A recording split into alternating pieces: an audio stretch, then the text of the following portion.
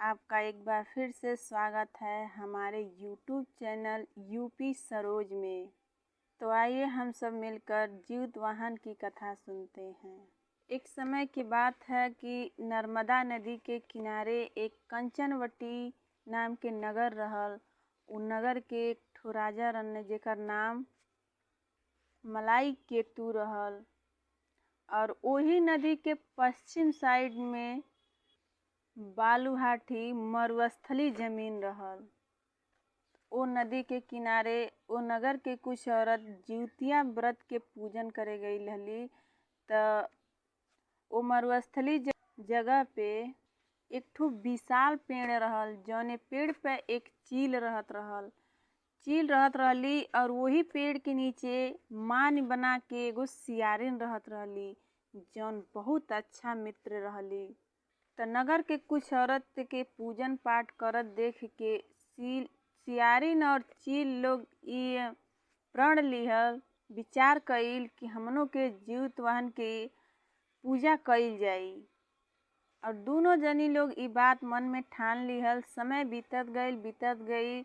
जब जिउतिया व्रत के दिन आ गई, नज़दीक आ गई, यानी कि जौने दिन व्रत रखे रहल ओ दिने वो नगरी के एक बहुत बड़न व्यापारी के मृत्यु हो गई और वो व्यापारी के वही जगह दफनावल गई रहल, मरुस्थली जगह पे, जहाँ से सियारिन और चील के घोंसला मतलब थोड़े ही दूर पे रहल। सियारिन और चील दोनों जनी लोग व्रत रखले रहल। अब बढ़न व्यापारी के मृत्यु शरीर के देख के सियारिन के रह नाई गई। वो अपन भूख बर्दाश्त नाई कर पौली और वो व्यापारी के शरीर के जाके कुछ में से मांस ला के खा लेली और अपन भूख मिटा लेली। लेकिन चील अपने भूख पे संयम रखली और पूरा नियम से अपन पूजा पाठ कैली और व्रत के विधि विधान से ओकर पारण भी कैली। फिर चील और सियारिन के मृत्यु हो जाला। बाद चील और सियारिन दोनों सहेली के एक ही घर में जन्म होला, एक ही परिवार में जन्म होला। दोनों जनी बहिन बन के जन्म लेली, जेकर पिता के नाम भास्कर रहेला और उ लोग एक ब्राह्मण के घर में जन्म ले रहेली। ओमे चील तौन बड़ी बहन के रूप में पैदा होली और सियारिन तौन छोटी बहन के रूप में पैदा होली, जेकर नाम पड़ेला बड़ी बहन के शीलावती रहेला और छोटकी जनी के कपूरावती रहेला। अभी दोनों बहन बढ़न हो जाली लोग, जेकर शीलावती के शादी बुद्धिसेन के साथ हो जाला और कपूरावती के शादी मलाई केतु के संगे हो जाला, जौन की कपूरावती ओ नगर के रानी बन जाली। ओकरे बाद शीलावती के 7 पुत्र हो जाना, लेकिन कपूरावती के बच्चा लोग तो जन्म लेला, लेकिन जन्म लेले के बाद मृत्यु हो जाला। एको बच्चा लोग जिएला ना उनकर। धीरे धीरे समय बीत जाला। शीलावती के 7 बच्चा लोग राजा के घर में काम करे जाला। इसे देखत देखत कपूरावती रानी के मन में जलन होखे लगला, ईर्ष्या पैदा हो जाला। तो वो अपने राजा से कही के वो शीलावती के 7 बच्चन के सर धड़ से अलग करवा देली और उसके 7 थारिया में रख के सजा के और के ढक के शीलावती के पास भेज देली। ई सब कारनामा जीवतवाहन भगवान जी देखे न। जीवतवाहन भगवान वही मरुस्थली मिट्टी से 7 गो चेहरा बनावे न और शीलावती के 7 पुत्र के सर पे जेट देना और वो पे अमृत के वर्षा कर देना, जने से वो सर में जान आ जाला और वो 7 भाई लोग अपने अपने घरे चल जाला।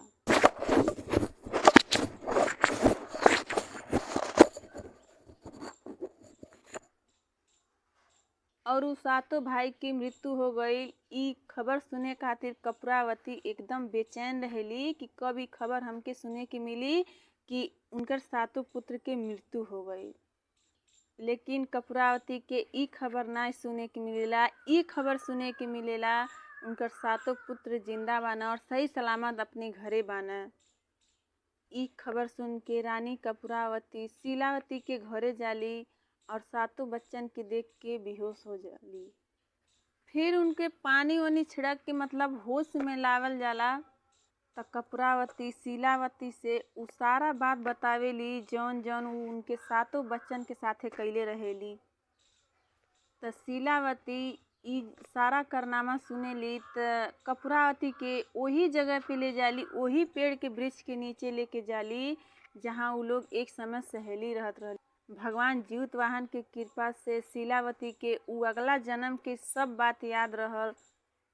ई सब बात बताए खातिर उ कपूरावती के वहाँ ले गईली और बतौली कि अगला जन्म में हम चील रहनी और तू सियारिन रहलू और तुहसे जीवित व्रत के भूख बर्दाश्त नहीं भइल और तू व्यापारी के मांस खा लेले रहलू, यही से तोहरे एको संतान जिए न आए। कपूरावती अपना अगला जन्म के ई सब सारा कारनामा सुन के उ वहीं बेहोश हो जाली। बेहोश होके उनकर वहीं मृत्यु हो जाला। कपूरावती के मृत्यु के खबर सुनकर मलाई केतु राजा वहाँ जाने और कपूरावती के शरीर के लाके दाह संस्कार वही जगह हो जाला जहाँ वो व्यापारी के भइल रहेला। तो जिउतिया व्रत के कथा सुन के आप लोग के कैसन लगल कमेंट बॉक्स में ज़रूर बताइए। जय जिउतिया महाराज।